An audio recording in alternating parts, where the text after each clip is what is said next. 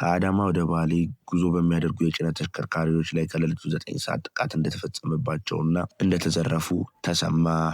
በጅንካ በተከሰተው በማርበርግ ቫይረስ ምክንያት የመኪና ጉዞ እገዳ እንደነበር ይታወቃል። እገዳውም ከነገ ጀምሮ እንደሚነሳ ተገለጸ።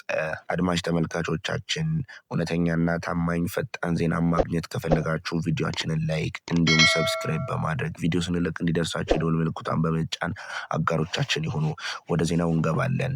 በጅንካ በተከሰተው የማርበርግ ቫይረስ ስርጭት ምክንያት ተጥሎ የነበረው የህዝብ ማመላለሻ ተሽከርካሪ እንቅስቃሴ ክልከላ መነሳቱ የአሪ ዞን መንግስት ኮሚኒኬሽን ኃላፊ አቶ ደንበላሽ አቦነሐስ ለፈጣን ዜና ገልጿል። ለክልከላው መነሳት ምክንያት የሆነው አሁናዊ የማርበርግ ቫይረስ ስርጭት መቀነሱና በትራንስፖርት መቋረጥ ምክንያት ማህበረሰቡ የዕለት ተዕለት እንቅስቃሴ ላይ ከፍተኛ ጫና እያሳደረ መምጣቱን የዞኑ ግብረ ኃይል ከገመገመ በኋላ መሆኑን ገልጸዋል። በመሆኑም ከነገ ቀን 27 ጀምሮ ክልከላው እንዲነሳ መወሰኑ የገለጹት ኃላፊው ጉዞዎቹ ግን ከወትሮ በተለየ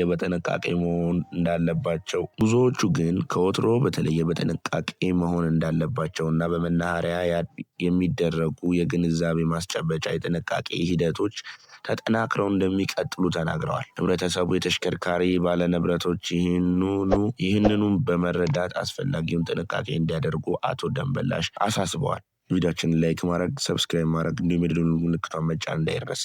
ህዳር 23 በ3ኛው ወር 2018 ዓ.ም ማለትም ማክሰኞ ለሮብ ከአዳማ ወደ ባሌ ጉዞ ላይ በነበሩ የጭነት ተሽከርካሪዎች ላይ ከሌሊቱ 9 ሰዓት አካባቢ በዶዶላና በአዳባ መሃል ዝርፊያ የተፈጸመባቸው ሲሆን የተለያዩ ንብረቶች እንዲሁም ገንዘብ ተወስዶባቸዋል። ከዚህም ባለፈ በያዙት መሳሪያ በማስገደድና በማስፈራራት ከየአካውንታቸው ሳይቀር ገንዘብ እንደተወሰደባቸው ለአዩዘ ሀበሻ ገልጸዋል። ለምሳሌ አንድ ሰው 4 ስልክ መኪና ውስጥ ከነበሩት እና ሹፌሮች 13,000 ብር በካሽ እንዲሁም በማስገደድ ከአካውንቱ 50,000 ብር ወስደውበታል። ሌላኛው ደግሞ 17,000 ብር 3 ስልካቸውን ተወስዶባቸዋል። በዚህም መስመር ከቅርብ ጊዜ ወዲህ መሰል የዘረፋ ድርጊቶች እየተፈጸሙ መሆኑን ገልጸዋል። አድማጭ ተመልካቾቻችን እስካሁን ድረስ የነበረን ፈጣን እና ትኩስ እውነተኛ ዜና ይህንን ይመስል ነበረ።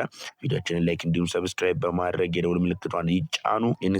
ስለምታደርጉ እያመሰገንን እስከ ነገ መልካም ነገ እያልን ሸራውት